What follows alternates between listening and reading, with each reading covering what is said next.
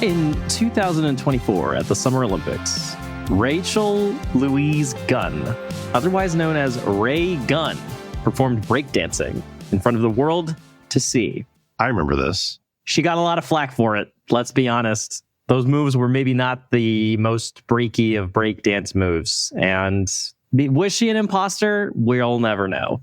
Is that what we're talking about today, Jack? I mean, imposters, yes, but I don't think that's specifically what we're talking about. We're talking about imposter syndrome, which is more of that feeling you get sometimes where you feel like you're going to get called out for being an imposter, or you feel like you don't belong. Actually, on the episode that we just finished recording, we actually got to a technical textbook definition. So I do like the Olympics one. It's actually kind of where my brain goes as well whenever I think of the word imposter. So maybe a little bit about that, thinking like people are going to think that's who you are, even when you're trying your best. Maybe that's kind of how the feeling persists. I promise you that no matter what happens, if you're feeling like an imposter, you will not face the online backlash that Rachel Louise Gunn faced. I don't think so. We just wrapped up a fantastic conversation. Welcome, everyone. This is the PreSales podcast. My name is Jack Cochran, General Manager of PreSales Collective. With me, my fantastic co-host, Matthew James. Welcome, Matthew. What's up, everyone? We really did have a great conversation today with Allison and Hannah. Yes. If you don't know each of them, Allison Macalik, who is one of our Wise Council co-chairs for this year, she is Director of Solutions at Ontic. She's been manager at Salesforce as well. And Hannah Bloking, who is currently a Senior Manager of PreSales at Amazon Web Services. Both of them co-founded a company called 4 Under 3, which imposter syndrome workshops is kind of what they do. That's what they run. They talk, live, and breathe this thing called imposter syndrome that we get into what it is. Maybe you're listening and you've never heard it before. Well, stay tuned. We're going to talk all about what is this and why does everyone feel like they have it at some point? I took out at least one thing that I'm going to apply. It's the blank method. So keep an eye out for that later on in the show. Little teaser for that. Absolutely. Should we keep them waiting any longer, Jack? I don't think we should. I should say one thing. If you are interested after you listen to this, yes, you can connect with Allison and Hannah to bring an imposter syndrome workshop to your team. I'd highly encourage you to do that. They're both fantastic people. But no, I don't want to keep us waiting any longer. Let's get to it right after the break. This episode is sponsored by StoryLane. Tired of endless demo requests eating up your calendar? Your prospects want to experience your product instantly. But traditional demos mean more scheduling, more prep time, and more repetitive presentations. Meet StoryLane, the leading demo automation platform for pre-sales teams. Create personalized, interactive demos in minutes, not hours.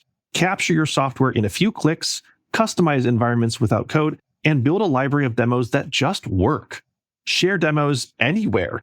Embed in your sales sequences, use as conference leave behinds, or let Lily, our sales AI agent, handle initial discovery and qualification calls while you focus on late-stage deals.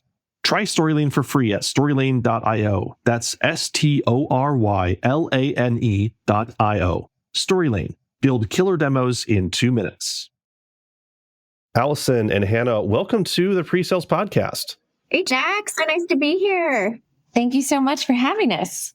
Yeah, this has been something a long time coming, I think, to have you on the show. I think we talked about this for a while. Things got moved around, but I'm very excited to actually be sitting down with both of you today. It's actually rare that we have 2 guests on the show, and probably, I think, maybe the first time we've had 4 people total with 2 co-hosts and 2 guests in the show. So this has definitely got to be a first, maybe, of some sort. I don't know. There's like over 180 episodes to verify that with, but I think it's got to be a first.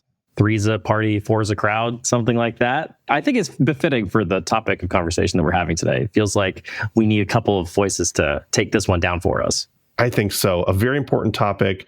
I was actually on your podcast talking about this. I love the conversation, wished we could have talked more. And so now you're on here, and hopefully we'll just pick up kind of where we left off. But I think the question that I want to get out there first, to hear a bit from each of you, why did you decide this was a topic you wanted to focus on? Why imposter syndrome being something you wanted to spend time and effort and energy talking about and working with people on? It probably started off mostly as a self-serving mechanism because, Allison and I are enormous advocates and very involved in the pre-sales community, as you know. but that's because we've pretty much spent our entire careers here. And when we sort of were embarking on our early careers, we were oftentimes the youngest person in our teams, oftentimes maybe the only woman in our teams. And, back then, we didn't have this conversation or even a name for imposter syndrome. It's not something I had ever heard of for years into my career. But as I started to sort of explore the topic, I realized that maybe that was the reason that even though I was accelerating in my career and I was getting promotions and I was getting recognition, I always had that voice in my head telling me that somebody was going to find out that I was a fraud. And so when I realized this was like a real thing, started doing some self-exploration. And, Allison and I met pretty early in our careers. We've been working together for a very long time. And we realized that both of us had this really vested interest in this topic. And as we became leaders in our own teams, we were actually sort of grassroots leading discussions with our teams because A, we wanted to talk about it ourselves, and B, we could tell that it was something that was impacting really talented, highly skilled people in our teams. And as leaders, we were like, we need to empower our teams to do their best work. So long story short, that really kind of evolved into an actual mission that we had to really amplify human intelligence. And it's funny because we identified that as our mission a couple of years ago. And now as this whole idea of how we're all adopting AI at this really accelerated pace has picked up, our mission is even more critical today. Absolutely. I think that it's made almost anything, everything in life be more critical to get a serious handle on. But yeah, I definitely can see that happening. Allison, I know you and Hannah worked, I guess Hannah was saying you guys worked together a very long time. Was it kind of the same for you, self-exploration, or was there something else that was driving you to talk about imposter syndrome? I think when I became a manager at Salesforce, that's a very, very, very hard thing to do. And I was an IC for years, and then I knew I wanted to do the manager track. They almost make it impossible. So if anyone from Salesforce is listening, let's make it easier for folks. Come on, open it up a little bit. Yes. I remember I had people with my package to apply. I put together a 4-page doc of quotes and testimonials of people who had worked with me. Like, why did I do that? I didn't need to do that. But in my head, I feel like that's the biggest time my imposter has ever been like yelling at me. And it was a team of all men. And I was just, oh my God, I have to go above and beyond. I created this entire presentation. I went like, here's what you're supposed to do. And I went like 800 times over because I was so in my head that I wasn't good enough, or I was just lucky to be whatever. I don't know. It was crazy. And I think that is right around the time, kind of to Hannah's point, I was like, I got to get control of this. Like, of course I'm in therapy, of course, all these things. However, when we started understanding that this imposter feeling is universal and it's not just like it goes away, it's like a daily thing, it kind of unlocked something in my brain for me. And to Hannah's point, is almost like a self-serving, oh, I want to go deeper. And like I just mentioned, I don't really do things half full. I like to go 100% and I like to go 10 times more. So it's almost like a natural thing for me to be like, oh, well, we're going to look at this. We're going to do the research. And now we're going to have a presentation. And now we're going to help other people. And then we're going to get James. And then we're going to do, it's like, okay, that's very on brand for me. But at the same time, it really, really helped me and how I am a leader now and how I show up on LinkedIn and how I show up to my team. Because if you just kind of are vulnerable right off the bat and you're like, hey, we might not know this, it's okay. It's never lost its interest to me to keep growing and learning and talking about it all these years later.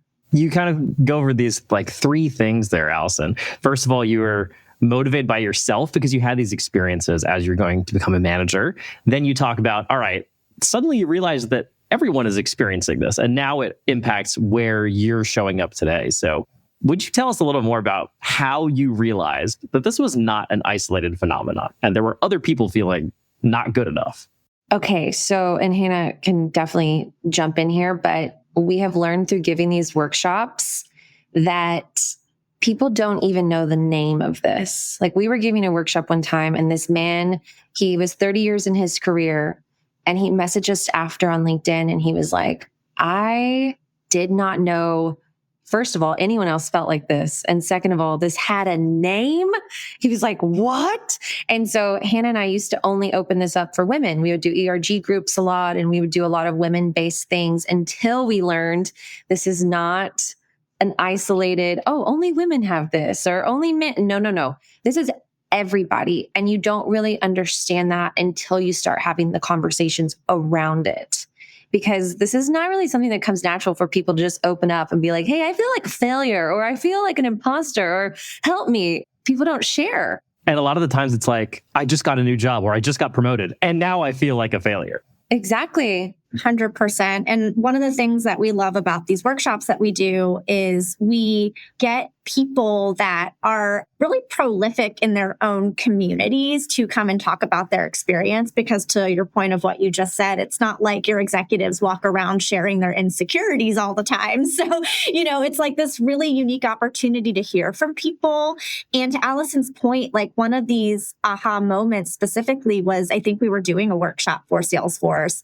We had gotten in through one of the women's ERG groups. And one of the executives from the team that was a man came and he was like, is it okay if men join this? Like, he was like really curious. He was like, I feel like this might be a conversation that we want to have. And Allison and I were like, well, of course. And we just like totally didn't dawn on us till that moment that men also felt this way.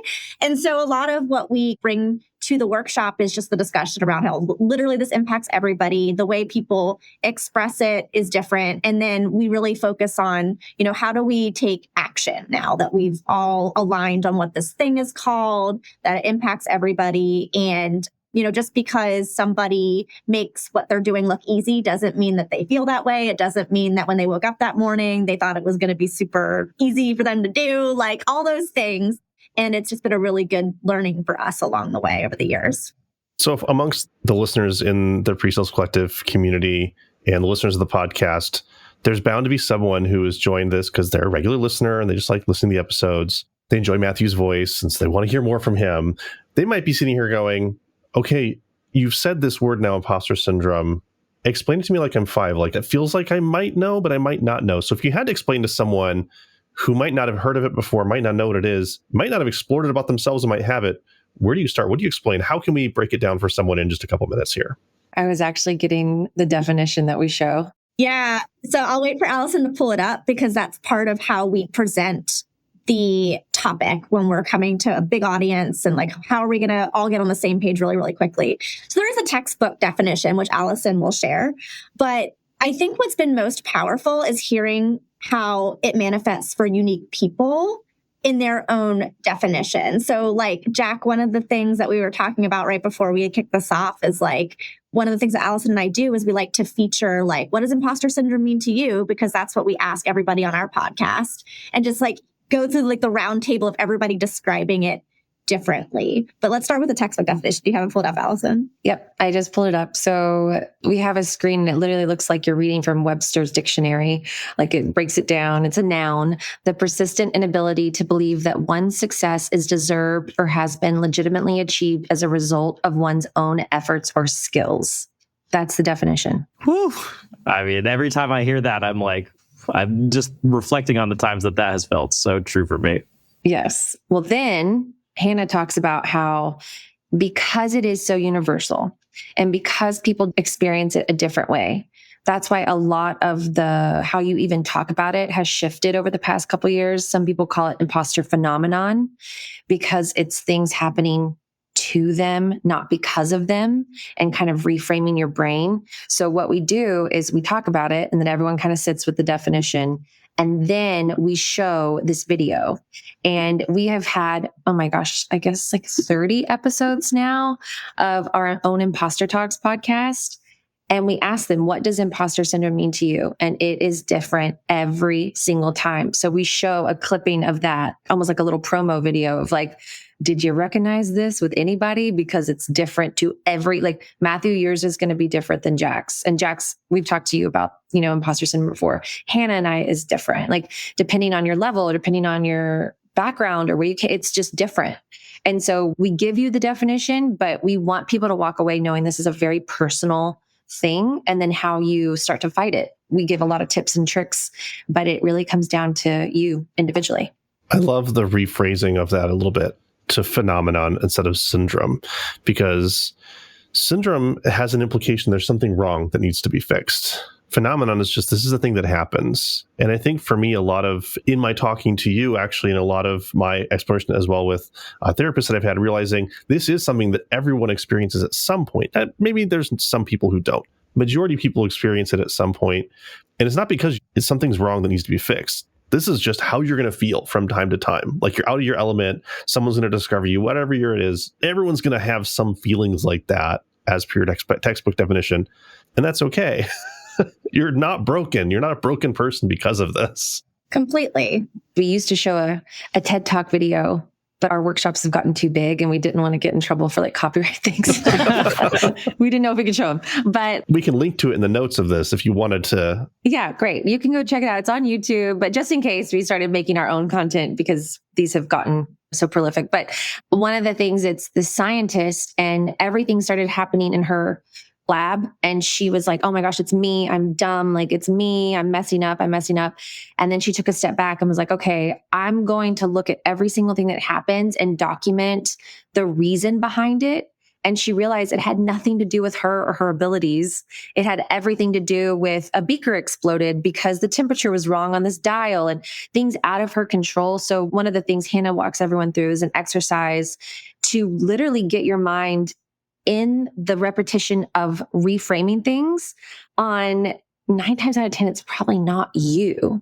It might honestly be something you didn't know or weren't aware of, or something completely outside of your control. And that's okay. But when no one talks about it and everyone's like, I have all the answers, it's like, that is a recipe for feeling your imposter time and time again. We've kind of talked about how everyone experiences this differently. I'm curious if there's something that you've seen in all of your workshops. Is there a common thread that is underlying here? Like, we know what the phenomenon is. We know that a lot of people are experiencing it, but as a whole, how should we think about it? And how do we go about, I guess, dealing with it? I think the most straightforward answer I can give you is you need to have a platform to talk about it. Because I think that the biggest theme that we've seen is that people sort of suffer in silence. Yes. And it's not like we're saying you should go out and like lead a webinar about, your personal, like the things that you're about to write a LinkedIn post. Hey guys, not doing so well. I mean, you could. There's nothing wrong with that. Just fumble the demo. Right. But like having, like, what are the right ways to connect with people? What tools can I use? And some of that is based on company culture. So we've worked with companies that all have kind of their unique cultures and their unique principles that they live by. So that's one of the things that's really important to me and Allison too, is like having this conversation needs to be woven into the fabric of your company culture. And so when we're working with our customers who are interested in bringing our workshop to their teams, we're really working with them to make sure that throughout the workshop, we're pulling together all of the network and resources that truly align with that company culture so that it's not just a one-time thing. And actually, one of the things that Allison and I have realized is like a lot of our customers are actually repeat customers because they want to continue having this sort of tool, continue evolving their tools and skills that they have in this space. One thing too that we've learned is before like a kickoff, or before you're learning a new methodology, or before you're all doing maybe change management at your company, giving yourselves the space, an hour of having people come together and sharing, it is monumental for productivity, for retention, for goodwill. And so now, even in my own on-sites, like I was in Austin this past week with my team, and I started it with like a flair of addressing imposter syndrome. I didn't name it, but we were trying to solve for discovery, an AI hackathon discovery, and we had a whole day to do it. And instead of being like, I know all the answers, come join me, children, like nothing, like, okay, I don't know. But I set it off and I played the Bill Nye the Science Guy promo video. I had a big white, crazy Einstein wig on, and I put it on, and everyone was like, what is she doing? And I was like, hello, my friends, I do not know what the answer is. I have no idea. Like I've actually, and Hannah's way more advanced in AI than I am, but I have been a little intimidated and a little scared, and that's okay. And I don't know what this is going to look like. Like this is our goal that we're trying to get to. But for the first half of the day, we are going to go around and we're going to share our crazy ideas and things that we want to test. And we're going to be supportive and we're going to encourage each other. And that's how we're going to do this. And everyone kind of just like took a collective, like deep breath, because I think what happens is we have this goal or something we're trying to solve for, and that you're supposed to come in or you're dumb. And it's like, none of us know. It's okay, especially with this world of AI. And I think you need someone who knows about their imposter and to kind of set that stage. And it changed the trajectory of the entire day. And so that kind of stuff I am verbal about on LinkedIn and like messaging it, but I'm not outright and saying, just ignore your imposter. You're amazing. It's just little ways that, again, work for you and your team and your personality to get in front of it, because it changes everything. Yeah, I do think that a time of sharing like that just breaks those walls down. And it's so not something that is built into our day-to-day. Day-to-day, it's what are the objectives? What are the tasks? Very good, getting things done. But allowing that room for empathy, I think, does a lot for a team. I've experienced that myself. And something that you said caught my attention. A lot of your customers are repeats. So what kinds of things are they saying to you? Like, come back because we loved X, or we really wanted those benefits. Like, what are they saying to you that makes them want to have you back? It's because, especially in pre-sales, which again, a lot of our customers are kind of in the sales or pre-sales community, I think that one of the things that we've started to really realize, and even have started talking to partners ourselves, is that soft skills is really important in pre-sales. Obviously, like a lot of what you do, there's a science to it, but a lot of it is an art, which is where the really human element comes in. And so where we kind of realized is like Allison and I have been through many, many amazing pre-sales, oriented enablements and trainings and frameworks in the past. But what we realized was that there's still like that need to really dig into like the part of your brain to fully embrace some of these types of frameworks. And of course, every company kind of is invested in making sure their people are empowered with frameworks and methodologies that help them, navigate very ambiguous things that we navigate every single day.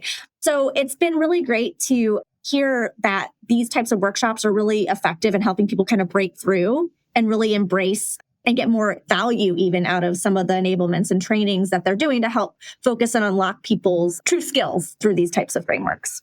It's something that bears repeating in almost any facet, right? You need that a little bit of repetition, you need that focus on soft skills. And it's not something you can be one and done with, really, ever. It's something that you need to be constantly revisiting, or it's going to creep up on you, especially something that's as pervasive in, I think, sales and pre-sales because of the types of jobs we have, which maybe it's me extrapolating a little bit, but I feel like what we're asked to do, which is to be the expert on something that we're not often the expert on, or to go find answers where maybe we weren't sure of it until we asked someone else. We're asked all the time to portray confidence that might not be there. And so sometimes our job is asking us to be a little bit of an imposter because we need to project that confidence that's there.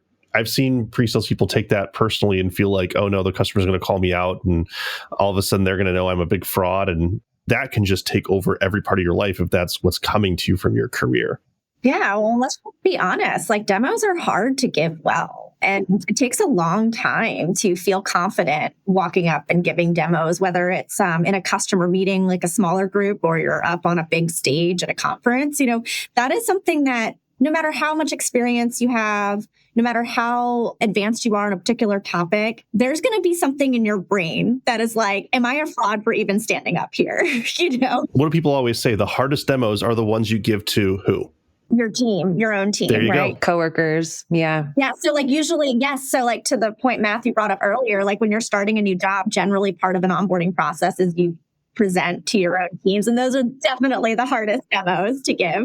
Presenting to my internal executive leadership team, the hardest demos I give. And for that reason, because you're sitting there going, oh my gosh, they're going to look at me and know I don't know what I'm talking about.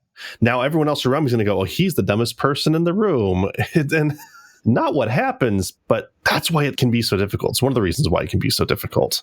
Yeah, but I think that's also the nature of a pre-sales person. You kind of chase that adrenaline, I think. I think we're all a little bit adrenaline jump because how you get an adrenaline rush every time you go up and do a presentation, right? Like a big presentation, preparing for it, working with your teams on it, delivering it. It's a big rush that you get. I think too, though, Hannah and I have the benefit. We give these all the time. So this does become that muscle memory for us. And what we've learned is that people who take the course, so Matthew, back to your question about why do we have repeat customers? What people will on their own, like, oh, I really need to talk about this. I really need to address this. Is this my imposter? What is it? And they'll get, I think AWS did this, like a Slack channel called The Nest, and they can come in and like just share, hey, I'm feeling this today, and just let others join you. One thing that I try to tell my team all the time is it is so personal. Think about different ways that it works and shows up for you. And so an example is one of the women on my team, this client was just grilling her and she didn't know some of the answers. I was like, okay, think about it this way. She went and got the answers later and came back. And I was like, this isn't about Eleanor. It's like you are sitting here in this seat. So they are going to grill this person, but it could be any of us at that moment. So for her, what we're working on is just something I picked up on Instagram. And it's like, be like a lighthouse speaker, not a spotlight speaker. So when you think about it that way, it's like you're giving this information, it takes it off of you. Versus like, oh, this is about Eleanor and I have to be amazing all the time. It's like, no, I'm Eleanor and I'm going to light the way for you. And so whatever it is that you need to do to get in that mindset of like, okay, this is my imposter speaking, or this is me not being a lighthouse, whatever that is, Hannah and I will help facilitate these conversations in our workshop. And we will give you actionable things that you can do in the workshop to start changing your mindset. But you're with yourself daily. Like Hannah and I can't be there sitting with you every single day. So it really has to depend on how you're going to address it and how you want to not feel like this anymore. So it is a really personal thing, I think, at the end of the day. That's a really powerful tool, the Lighthouse speaker. And one thing that stood out to me is when you're there, when you're in front of the people, when you're speaking, that's your lighthouse moment. But in my head, it's almost like everything that leads up to that, that's your spotlight moment, because only you can walk into that meeting with the preparation that you yourself are going to uniquely bring.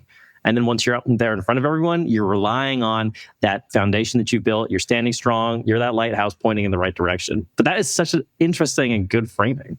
Yeah, I never thought about that before, but I could see that being very helpful. It does take the focus off of you because there's a lot of good things. My mind is going a million miles an hour thinking about this symbolism in it. I do love that. I'll give you one more takeaway. Another one we say is naming it. And mine's name is Todd. So whenever I'm feeling like I can't do something, or like last week I was presenting to our ELT and I was like, zip it, Todd. Like, you got this. It's like, yes. And you can use a million different things. And then we did this one time and there was a guy named Todd and he was like, oh, and I'm like, oh no, not you. Sorry. Apologize to all the Todds. Yeah. But that's the beauty of this work that we do. It changes and we learn things. We learn things from the audience constantly that we bring into the workshop, that we share, that we become. And so I think that's why we haven't lost interest. And it's been how many years now, Hannah? Like almost 4. Yeah. I could see that being something that would continue to grow and change. That's the beauty of it, right? It's this idea that this is something where we're all in this together. It's not something you're doing, existing on and having, or going through solo. There are others out there. And I feel like you're in a great position. I would want to keep doing it too, because you get to learn from other people, like you're saying. I am paying attention to us being, unfortunately, out of time again, or almost out of time. So I want to ask 2 things. First, is if someone wants to get a hold of either of you, or maybe they're interested in bringing an imposter syndrome workshop to their team or their company, or they want to champion it to come in, how can they get a hold of each of you and how could they look for more information? LinkedIn, baby, LinkedIn. Yeah, we would love to connect with people. We connect with people all the time. Our LinkedIn messages are just like constantly streaming of people that are interested in bringing a workshop in or saw a podcast and they want to share a story or they want to learn more about that topic.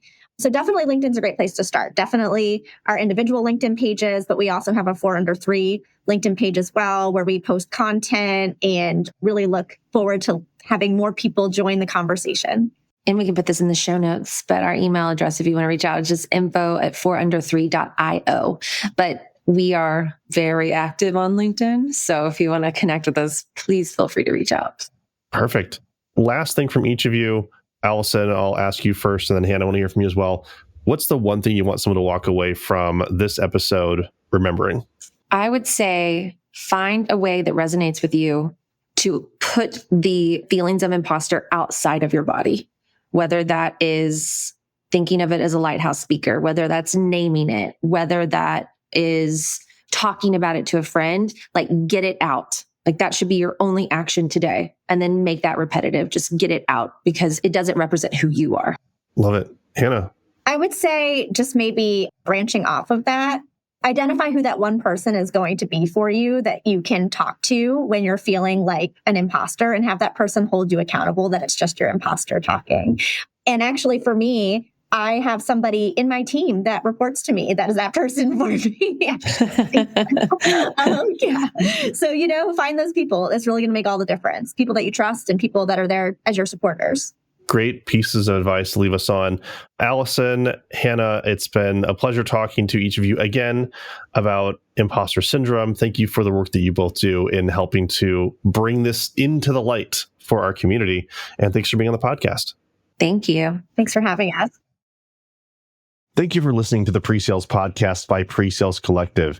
Did you know that we also post on the PreSales Collective blog following each episode? Head there to read through information on shows you might have missed or find another past episode to listen to. For more information on the PreSales podcast itself and to listen to those past episodes, visit presalescollective.com/podcast.